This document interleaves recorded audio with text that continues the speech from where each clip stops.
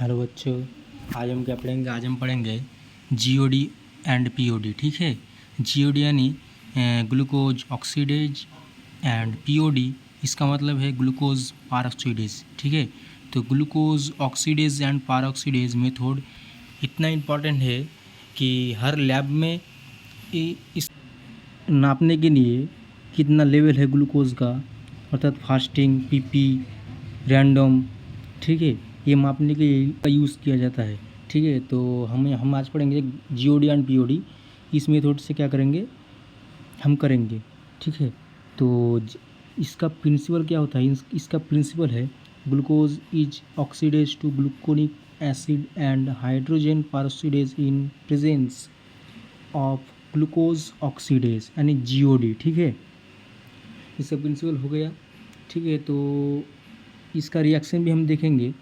तो ऑक्सीडेज का हुआ, अब पारऑक्सीडेज का होगा। ठीक है, तो hydrogen peroxide reacts with phenol and 4 amino antipyrine by the catalytic action of peroxidase to form a red colored quinoamine dicomplex। ठीक है, और क्या बोलता है? Intensity of the colour is directly proportional to the amount of glucose in the sample. तो क्या बोलते हैं? पहले हम क्या पढ़ेंगे? पहले हम पढ़े हैं जीओडी। ठीक है, तो जीओडी पढ़े हैं। तो जीओडी का प्रिंसिपल क्या होता है? ग्लूकोज और ऑक्सीजन और वाटर यानी जल, ये तीन मिलकर क्या बनता है? ग्लूकोज के साथ ग्लूकोज, अगर तुम ग्लूकोज में ऑक्सीजन ऐड करोगे और पानी ऐड करोगे कि ना, तो उसके बाद क्या क्या रिएक्शन क्या देखने को मिलेगा? रिएक्शन देखने को मिलेगा ग्लूकोनिक, ठीक है, और H2O2 यानी हाइड्रोजन पारऑक्साइड देखने को मिलेगा। ये जीओडी के लिए हो रहा है, ये जीओडी रिएक्शन में होता है। ठीक है, और पीओडी में क्या होता है? पीओडी में होता है हाइड्रोजन पारऑक्साइड के साथ, ठीक है, 4 अमीनो एंटीपायरिन और फेनॉल जो करने माने ऐड करने के लिए, ऐड करने से क्या होता है? रेड क्विनोएमिन डाई और वाटर मिलता है। ठीक है, ये पारऑक्सीडेज में मिलता है। तो जीओडी पीओडी का प्रिंसिपल हम पढ़ लिए। आप क्या पढ़ेंगे? आप पढ़ेंगे इसका नॉर्मल वैल्यू क्या होता है। ठीक है, इसका नॉर्मल वैल्यू, ठीक है, नॉर्मल वैल्यू क्या है? सीरम प्लाज्मा फास्टिंग के लिए फास्टिंग का वैल्यू क्या है? ये 70 से 110।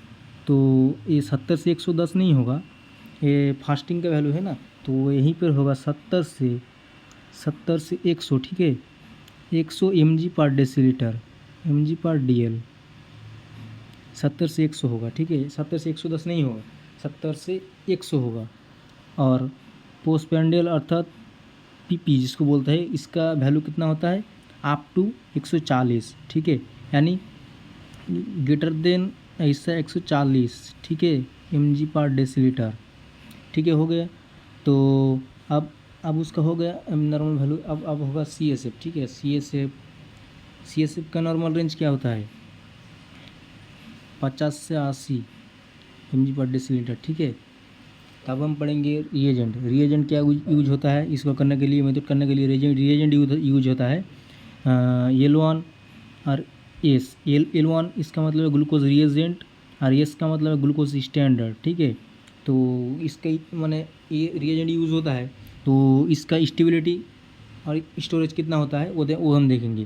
तो स्टोरेज कितना होता है? Content and stable 2 to 8 degree Celsius till the expiry mention on level, यानी उसका माने ए अगर रिएजेंट का बोतल होना है ना, तो इसके गाँव में क्या ये स्टिकर मारा होता है। ठीक है, उसका स्टिकर में ही लिखा होता है उसका स्टेबिलिटी, यानी डेट लिखा होता है, डेट लिखा होता है। ठीक है, इसको हम ख्याल रखेंगे, डेट को ख्याल रख के हम पढ़ेंगे। ठीक है, इसका माने मेथड करेंगे। तो ये तो हो गया, 2 to 8 डिग्री पर रखना पड़ेगा। तो आप टू स्टोरेज ग्लूकोज रिएजेंट में developed slight pink colour by but it does not effect the performance of test. इसका इसका मतलब है इसका स्टोरेज और स्टेबिलिटी के लिए इसका परफॉर्म अच्छा होगा। और इस टाइम मैंने डेट अगर एक्सपायर हो गया तो इसका मैंने परफॉर्मेंस अच्छा नहीं होगा, और डेट ठीक ठाक रहने से परफॉर्मेंस अच्छा होगा, ठीक है। उसके बाद हम क्या पढ़ेंगे, रिएजेंट प्रिपरेशन। रिएजेंट प्रिपरेशन हम कैसे करेंगे, reagent are ready to use, reagent ready करेंगे यूज़ करने के लिए, ठीक है। तो सिंपल मटेरियल्स की सैंपल क्या क्या लगेगा, सैंपल लगेगा serum, plasma, CSF glucose is stable in the sample के up to 7 days in 2 to 8 degree Celsius, अर्थात 7 दिन रखना पड़ेगा। 7 दिन के अंदर इसको टेस्ट करना पड़ेगा। यानी सैंपल यानी जो हम टेस्ट करेंगे यानी ब्लड टेस्ट करेंगे तो उसका सेंट्रीफ्यूज करके कितना उसको कितना दिन रखना पड़ेगा, 7 दिन के अंदर उसको टेस्ट करना पड़ेगा, ठीक है। 2 to 8 डिग्री सेल्सियस में रखे, ठीक है।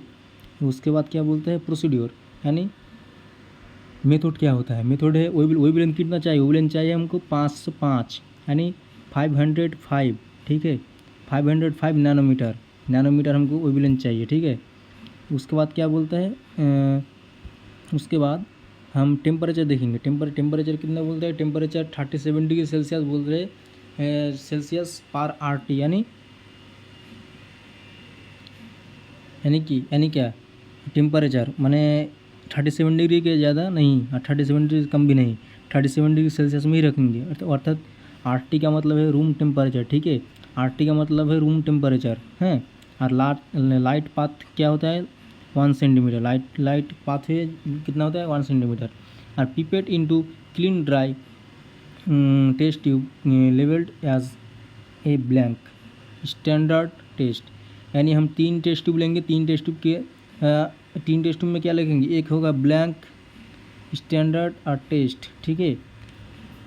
उसको लिखना पड़ेगा और वरना नहीं गलती हो जाएगी, ठीक है। अब टेस्ट माने प्रोसीड्योर, तो क्या इसके अंडरलाइन करना पड़ेगा। इस अंडरलाइन करने से ज़्यादा नंबर आना के चांस है, ठीक है। इसको हम ऐसा बॉक्स कर देंगे। तो ग्लूकोज रिएजेंट कितना चाहिए, 1 ml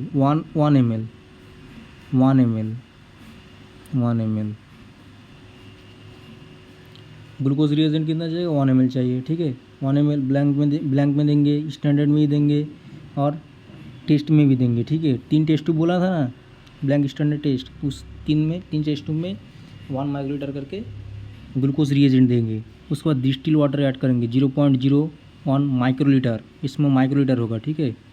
माइक्रोलीटर ऐड करेंगे, ठीक है। 0.01 माइक्रोलीटर डिस्टिल वाटर ऐड करेंगे ब्लैंक में, यानी सिर्फ ब्लैंक में, स्टैंडर्ड में नहीं देंगे, टेस्ट में भी नहीं देंगे। और ग्लूकोज स्टैंडर्ड जो होगा वो स्टैंडर्ड में ही देंगे, कितना 0.01 माइक्रोलीटर देंगे, ठीक है। ml नहीं, माइक्रोलीटर। और सैंपल कितना, सैंपल टेस्ट में ही देंगे, सैंपल कितना 0.01 माइक्रोलीटर, ठीक है। सैंपल दे दिए। इसके बाद क्या करना पड़ेगा, मिक्स करना पड़ेगा। मिक्स करने के बाद क्या, हाथ मिक्स करने के बाद 37 डिग्री सेल्सियस में 10 मिनट के लिए रूम टेम्परेचर, अर्थात 37 डिग्री सेल्सियस टेम्परेचर में रखेंगे, इंक्यूबेट करेंगे, ठीक है। 30 मिनट इंक्यूबेट करने के बाद मेजर्स करेंगे, क्या एब्जॉर्बेंस मेजर्स करेंगे, एब्जॉर्बेंस देखेंगे और क्या देखेंगे, टेस्ट देखेंगे और सैंपल टेस्ट देखेंगे 60 मिनट, ठीक है। पहले हम एब्जॉर्बेंस देखने के बाद सैंपल के क्या टेस्ट देखेंगे, एब्जॉर्बेंस और टेस्ट देखने के बाद 60 मिनट यानी 1 घंटे के बाद 1 आवर्स के बाद क्या देखेंगे, ब्लैंक देखेंगे, ठीक है। तो ऐसे ही करें। इसका कैलकुलेशन कैसे करते हैं, कैलकुलेशन क्या है, टोटल ग्लूकोज यानी जितना ग्लूकोज है सब ग्लूकोज mg पर डेसीलीटर में होगा, ठीक है। इसका absorbance of test by standard into 100, এটা 100 स्टैंडर्ड, 100 कॉन्सेंट्रेशन ऑफ स्टैंडर्ड का वैल्यू 100, ठीक है। तो लीनियरिटी क्या है, this procedure is linear up to 500 mg पर डेसीलीटर, ठीक है। लीनियर वैल्यू प्रोसीड्योर का, यानी इस नैनोमीटर से भी करने से हो जाएगा, ठीक है। ये values extract this diluted the sample with normal silence NaCl 0.09 ठीक है, हो गया। उसके बाद क्या, रिपीट इज एजी, रिपीट करने के लिए, ठीक है, कैलकुलेट करना होगा value using a proper diluted factor, dilution factor, ठीक है, प्रॉपर डाइल्यूशन फैक्टर के साथ हो गया। अब क्या कर, आप to avoid glycolysis the serum should be separated as early as possible and blood is collected in fluoride vial, ठीक है, यानी इसको करने के लिए कौन सा वायल चाहिए, फ्लोराइड वायल, ऐसे अर्थात कि क्या करें, ग्रे कलर से रहेगा, ठीक है, ग्रे कलर का वायल रहेगा, ठीक है, उसके वायल से उस वायल के अंदर ही क्या ब्लड रहेगा, उसके बाद ही टेस्ट करना पड़ेगा, वरना टेस्ट भूल वाला आएगा, ठीक है, यानी गलत आएगा। तो अब क्या पढ़ेंगे सिस्टम पैरामीटर्स, ठीक है, सिस्टम पैरामीटर्स क्या है, मोड कितना रहेगा, मोड एंड पॉइंट पर रहेगा, ठीक है, वेवलेंथ कितना, वेवलेंथ 505 नैनोमीटर, यानी कि तुम 490 से 490 से 490 अर्थात 490 से 550 तक तुम कर पाओगे नैनोमीटर से। फ्लो सेल टेम्परेचर कितना 37 degree Celsius, optical path length 1 centimetre, blanking कितना, reagent blank, sample volume 0.01 ml, reagent volume 1.0 ml 1 ml, incubate time 10 minute 37 degree Celsius रखना पड़ेगा, ठीक है, रूम टेम्परेचर। उसके बाद क्या बोल रहे हैं, कॉन्सेंट्रेशन स्टैंडर्ड कितना 100 mg/dl, लीनियरिटी कितना up to 500 mg/dl, unit mg/dl, ठीक है। उसके बाद हम क्या पढ़ेंगे, इम्पॉर्टेंट एक चीज़ से वो कौन सा है, वो है तुम्हारा, ये होता है तो क्या इससे होता है, ठीक है, माने इसके होने से क्या होगा, बढ़ने से क्या होगा, कमने से क्या होगा, तो हाइपर यानी बढ़ने से क्या होगा बेटा, हाइपर यानी इंक्रीज, ठीक है, इंक्रीज, ठीक है, इंक्रीज से क्या होगा, डायबिटीज मेलिटाइस होगा, कॉजिंग सिंड्रोम होगा, एक्यूट स्ट्रेस कंडीशन होगा, एक्रोमेगली होगा, ठीक है, ऐसा होगा। उसके बाद क्या बोलते हैं, उसके बाद डिक्रीज होने से क्या होगा, डिक्रीज यानी घटने से क्या होगा, कम होने से क्या होगा, डिक्रीज से क्या होगा, इंसुलिमा होगा, ठीक है, हाइपोपिट्यूटरिज्म होगा, ठीक है, एड्रिनल कॉर्टिकल इनसुफिशिएंसी होगा, ठीक है, सीवारी लिवर डिजीज होगा, गैलेक्टोसेमिया होगा, ठीक है, ऐसे होगा, ग्लाइकोजन स्टोरेज डिजीज होगा, ठीक है। तो यही से हम ख़त्म करते हैं। तो अच्छा लगने से तुम हमारे चैनल को सब्सक्राइब करोगे, फॉलो करोगे, ठीक है, और लाइक करोगे, और कमेंट में ज़रूर बताओगे कि इस क्लास कैसे लगा, अच्छा लगा या बुरा लगा, ठीक है। तो करोगे और फॉलो करोगे, सब्सक्राइब करोगे तो मेरा मोटिवेशन अच्छा होगा, ठीक है।